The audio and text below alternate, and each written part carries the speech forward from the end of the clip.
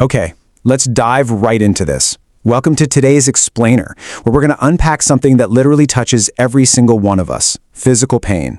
I mean, think about it. Have you ever woken up feeling this dull, heavy tightness in your shoulders? Or maybe a knot in your chest that no over-the-counter medication even begins to touch? We've all been there.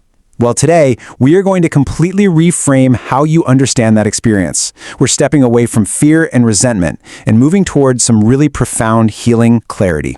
Look, when you're staring down an exhausted nervous system, it's totally natural to feel a wave of sadness or even, honestly, a deep resentment towards your own body. You might find yourself crying out, just asking, why does my body have to endure this constant torment? You wonder why you feel so fragile, so vulnerable to this heavy, unexplainable aching. It is flat out exhausting to live in a body that feels like it's constantly under siege. You're probably asking yourself, what is the actual point of this pain? Why on earth did nature give us such a seemingly cruel, unrelenting gift? I want to validate your lived experience right out of the gate here. If you're waking up in agony, your frustration is absolutely justified. But the real answer to why this is happening, it's actually far more beautiful than you might realize. See, in the frantic rush of our modern world, we are completely conditioned to treat pain as the ultimate enemy. We look at it as a mechanical glitch, right? Like an error in our biological hardware that just needs to be destroyed immediately, usually by throwing heavy pain relievers, stimulants, and quick fixes at it. When our body screams in discomfort, our knee-jerk instinct is to ignore it, suppress it, and ruthlessly force ourselves to just keep pushing through the exhaustion. But what if we paused for a second? If we can strip away that heavy lens of resentment and just listen to our body with a bit of compassion, we unlock a really powerful truth. Pain has never been a punishment. At its deepest biological layer, pain represents the literal flesh and blood tears of your body. It is a sacred positioning system, a fiercely loyal alarm system that nature gave you to protect you from totally destroying yourself. Now, what's truly fascinating is the cognitive neuroscience behind this sacred positioning system, because pain isn't just a simple, straightforward mechanical signal zipping up from a scraped knee to your brain. It's actually an active, dynamic experience constructed entirely by the brain itself. This was brilliantly proven by two scientists, Ronald Melzack and Patrick Wall, when they discovered the gate control theory of pain. They showed that there is a literal, functional neural gate located right in your spinal cord.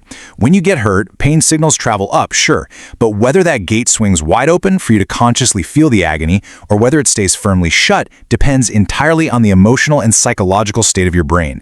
So your pain isn't just physical, it is deeply, heavily emotional. So how does this gate actually operate in your day-to-day life? Let's break it down. On one side, you've got the closed gate. If you're experiencing joy, deep peace, or even intense focus, your brain floods your nervous system with natural endorphins.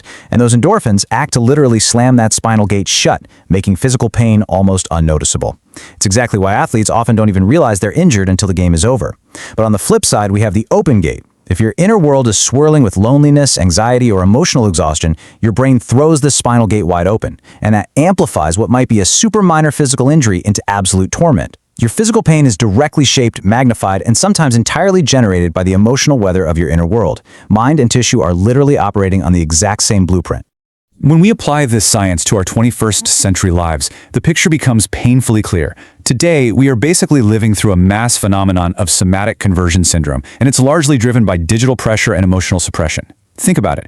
We relentlessly sit in front of glowing screens for hours, unknowingly absorbing these incredibly stressful, energetic frequencies from demanding work emails and the chaotic noise of social media. And then, what do? We chug coffee or take quick pain relievers to force our already exhausted bodies to overwork just a little bit more.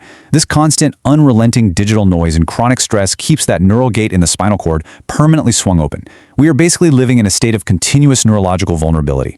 And because that gate is permanently wedged open, the brain really has no choice but to convert all those invisible mental pressures into very real, very tangible physical agonies.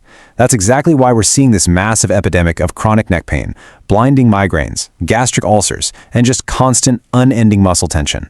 The brain literally translates your mental overload and emotional suppression into these specific physical ailments. It's a form of psychological metonymy.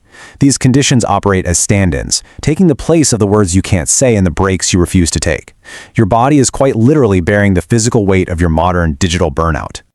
Which brilliantly brings us to the revolutionary insights of Dr. Gabor Mate, a true pioneer when it comes to somatic healing and trauma. His clinical work highlights a vital, undeniable reality. When your soul is carrying unhealed wounds, suppressed emotions, or a level of chronic stress that you just can't bring yourself to vocalize, your body is ultimately forced to say no on your behalf. So listen, your body is not betraying you when it breaks down with a migraine or a sudden spasm of back pain. It is simply using physical sensation to shout a message you've been ignoring. It's quietly pleading with you, saying, "My soul is completely overloaded right now, please just stop and love me." If we dig even deeper into this emotional core, we uncover a pretty startling truth about what chronic pain really represents in our society. On one hand, we've got this toxic modern ambition, the crushing weight of social expectations, and our ego's relentless pursuit of success and productivity. But on the other hand, we have the desperate cries of the abandoned inner child.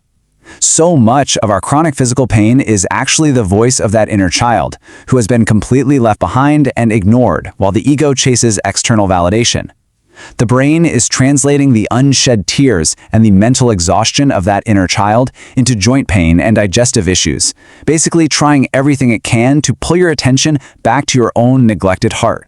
To truly wrap our heads around this, I want you to visualize the pain transmission system inside you as a brave, loyal border soldier. Picture this soldier standing guard right at the gates of your body's grand fortress. This soldier bears the heavy, deep scars of so many past battles. He's been with you through every single heartbreak, every stressful late-night deadline, every physical injury you've ever had. And here's the most important thing you need to know. This soldier does not hate you. He is not attacking you when he causes you pain. Actually, it's the exact opposite. He loves you fiercely and unconditionally. The absolute crucial point here is understanding his language. Every single time this loyal soldier uses the burning, fierce fire of pain to scorch your awareness, he isn't trying to ruin your day. He's desperately sending you an emergency signal. He's crying out, "There is danger here. Please pay attention and protect this sacred land." Without that fateful soldier standing guard, we would literally work ourselves to death. We would destroy our physical forms without ever realizing it. Pain doesn't appear to torture you. It appears to gracefully, forcefully demand that you sit down, embrace this physical home, and recognize the boundaries of your own human endurance. Once you grasp that, your resentment toward your body literally melts into profound gratitude. And truly understanding this sacred blueprint, recognizing the rough, protective love of pain, allows you to finally stop hating and fighting your own physical form. This right here is where true healing actually begins. It starts when you intentionally engage in an act of somatic dialogue. Basically, somatic dialogue is the mindful practice of communicating directly with your nervous system to release all that stagnant, trapped energy within your tissues. It's about shifting from a state of total warfare with your body into a state of deep, collaborative connection. Now, taking all of this science and emotion, we can build it into a highly practical grounding practice. We call this the somatic alchemy, from pain to bodily freedom ritual. It's a really simple 3-step mindfulness process that you can use the exact moment you get hit by a flare-up of physical pain or an emotional contraction. It's deliberately designed to gracefully force you to sit down, tune out the relentless digital noise of the 21st century, and actively embrace your physical home so you can manually close that neural gate. Let's walk through it. Here's exactly how you perform this somatic alchemy. Step 1. The moment a wave of pain hits, instead of reacting with anger or reaching for your phone, just pause. Place a warm, loving hand directly over the area that hurts. Draw your awareness heavily down into your root chakra at the base of your spine and your heart chakra in your chest. You want to anchor your energy down into the earth and intentionally send unconditional love right into that hurting tissue. Step 2 is a conscious somatic scanning breath. Take really deep, slow inhalations and exhalations, moving your mind directly through the site of the pain. Those slow exhalations actively engage your parasympathetic nervous system, which triggers the release of natural endorphins to intentionally close that neural gate in your spinal cord. Finally, step 3. Filter the physical sensation through what we call the sovereign question, treating the pain as a wise messenger rather than an enemy. As you're doing this somatic breathing, I want you to really visualize bathing that painful area in a pure, warm, golden light of absolute empathy. Imagine this golden light just seeping deep down into your body, gently melting away all those tight, constricted muscle fibers. And silently speak to your body as if you're comforting a frightened inner child. Tell it, "I am listening to you. You have worked so hard and you can safely relax now." As you pour this kind of intense mindfulness and unconditional presence in your tissues, you will literally feel the blockages start to melt. You are transforming your pain from a physical prison into a gateway for spiritual freedom, deep internal wisdom, and truly authentic soul rebirth.